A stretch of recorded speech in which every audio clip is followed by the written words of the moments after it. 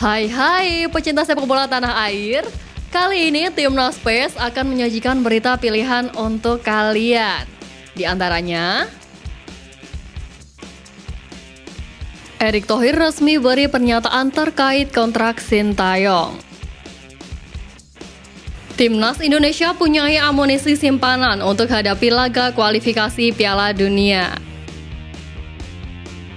Pernah angkuh, pelatih Vietnam justru bawa anak asuhnya alami kekalahan telak. Dan pemain keturunan Eropa mencuat ke publik. Jadi, simak terus berita Timnas PES selengkapnya.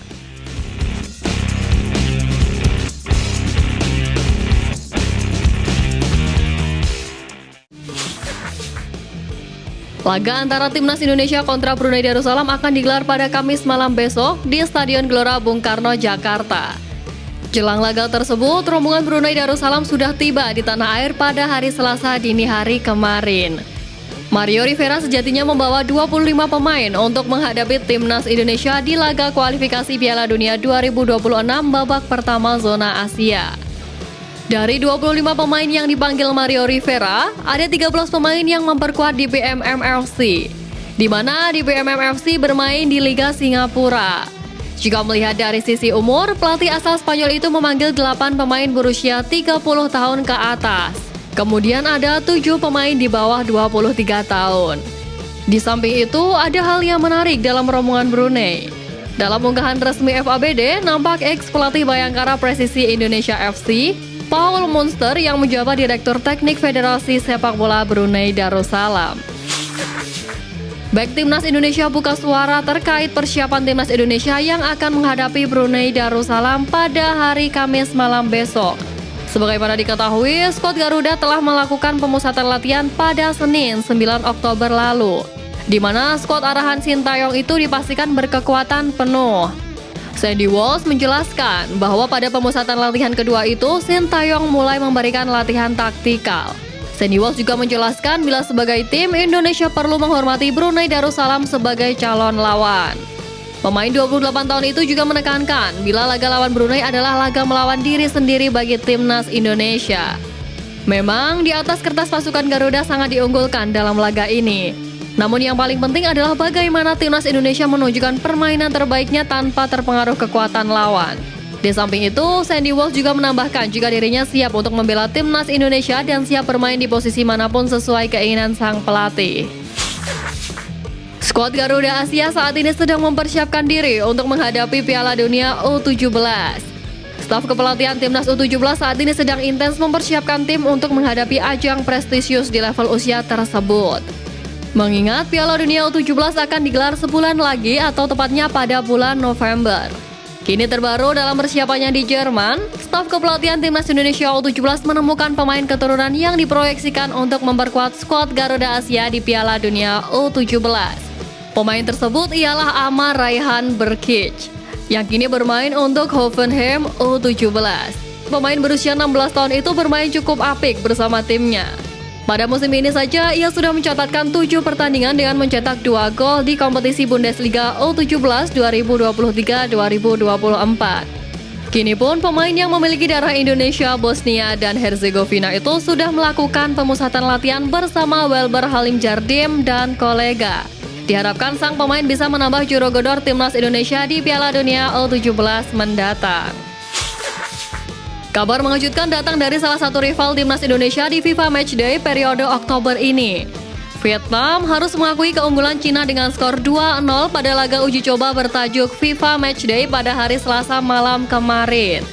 Skuad arahan Philip Troshi itu sejatinya tampil apik, sehingga sanggup menahan imbang 0-0 pada babak pertama. Gawang Vietnam jebol juga pada babak kedua pada menit ke-56 dan 90+8. Laga ini juga diwarnai aksi brutal striker Vietnam, Nguyen Tin Linh yang melakukan pelanggaran keras jelang akhir laga. Dalam perebutan bola, ia menyikut dengan kasar bek Cina, Jiang Guangtai hingga terjatuh. Wasit yang pada awalnya memberi kartu kuning untuk Nguyen Tin Linh, namun ia meralat keputusannya setelah melihat VAR. Nguyen Tin Linh diberi kartu merah langsung. Tentu dengan kekalahan ini, Vietnam kehilangan poin sebesar 4,48. Selain itu, beberapa penikmat sepak bola tanah air menyoroti kesombongan sang pelatih asal Prancis itu sebelum pertandingan, di mana dirinya seakan meremehkan timnas Indonesia yang memiliki ranking jauh di bawah tim berjuluk The Golden Stars Warrior tersebut. Selanjutnya, timnas Vietnam bakal menghadapi Korea Selatan pada hari Selasa 17 Oktober mendatang. Timnas Indonesia sejatinya memiliki catatan menarik ketika berhadapan dengan Brunei Darussalam, di mana skuad Garuda selalu menang ketika bersua tim berjuluk pasukan tawon itu. Bahkan pada pertemuan terakhir di Piala AFF 2022, tim Merah Putih sukses menghancurkan Brunei Darussalam dengan skor telak 7-0.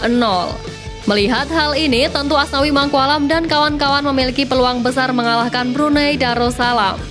Apalagi peringkat FIFA tim asuhan Sintayong itu juga jauh di atas tim asuhan Mario Rivera itu.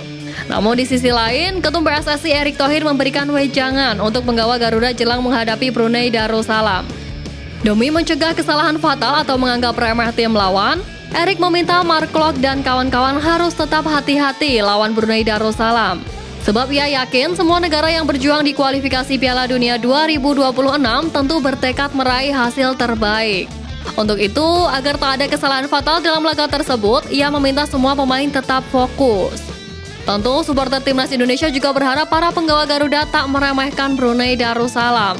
Mereka tak ingin hal buruk menimpa timnas Indonesia seperti beberapa rivalnya yang gemar tinggi hati sebelum bertanding. Timnas Indonesia akan memulai perjuangan menuju putaran final Piala Dunia 2026 sejak putaran pertama kualifikasi zona Asia. Skuad arahan Sintayong itu akan bersua Brunei Darussalam di babak tersebut. Duel kedua tim dilangsungkan dalam 2 leg dan timnas Indonesia jadi tuan rumah terlebih dahulu. Jelang laga bergengsi itu membuat salah satu pemain keturunan buka suara. Ezra Walian mengungkapkan bahwa dirinya masih menyimpan hasrat untuk kembali memperkuat timnas Indonesia. Ezra Walian tahu situasinya tidak mudah saat ini, karena tim Indonesia arahan Sintayong punya pakem dan standar tersendiri yang perlu dikejar siapapun. Pemain yang memiliki darah campuran Indonesia Belanda itu senantiasa terus berjuang menampilkan performa terbaik di level klub demi mendapatkan kesempatan kembali ke tim nasional. Terbukti, dirinya saat ini sering dipercaya pelatih Boyan Hodak di Persib Bandung. Ia mampu mencetak beberapa gol krusial dan assist untuk timnya. Lewat performanya, ia mencari kesempatan, berusaha dengan keras menembus skuad Sintayong kelak. Ezra Walian merasa tiket menuju timnas Indonesia bisa direbut kembali. Saat ini muncul berita yang sedang hangat dibicarakan oleh supporter timnas Indonesia. Kabar tersebut ialah perpanjangan kontrak pelatih timnas Indonesia, Sintayong. Sebab hal tersebut dikonfirmasi langsung oleh sang pelatih ketika mendidik anak asuhnya di lapangan A, Senayan pada hari Senin lalu.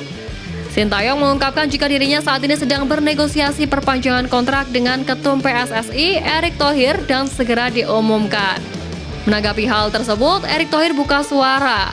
Dirinya memastikan durasi kerjasama dengan pelatih asal Korea Selatan itu masih sesuai rencana awal. Namun demikian, Erick memberikan sinyal kontrak Sin akan diperpanjang lebih lama lagi. Mantan Presiden Inter Milan itu menilai Sintayong sudah memberikan banyak pencapaian untuk timnas Indonesia. Erick menjelaskan, perpanjangan kontrak lebih lama harus berdasar pada kesepakatan yang sejalan dengan prestasi timnas Indonesia. Ia akan mendiskusikan hal ini dengan sang pelatih. Menarik untuk dinantikan kepastian kontrak Sintayong bersama timnas Indonesia.